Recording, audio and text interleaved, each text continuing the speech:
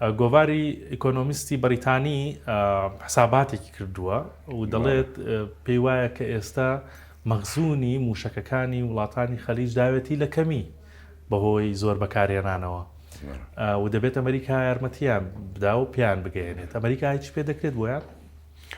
وەی داوێتی لە کەمی ڕاستە. ئێمە وەکو باسیمان کرد لەگەڵ جەناب تاوتمان کوێت سەتاسی بەکارهێنا لەمەوەی سێ چوار ڕۆژەوە چوین و ڕۆژی پێنجەمە ئەگەر هەفتەیەکی تربێت چەندێ بەکاردێنێ.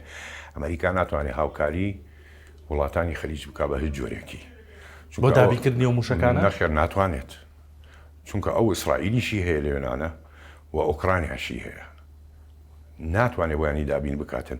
ئەوە بڕیارەکەی چییە؟ بڕۆن لە ئەوروپا وەریگرن. چێ مەنزوماتی پاتریۆت بەکاردێنێ لە ئەوروپا وەکو ئیتالیا، هۆڵەندا، ئیسپانیا لەوان داوا بکەن و تایبەتی ینی بڵێن کوێت ئیمارات ڕویان کردوێتە ئیتالیا کە داوای پاتریۆتەکان بکاتن ئەو مەخزوونەی کە هەیەی.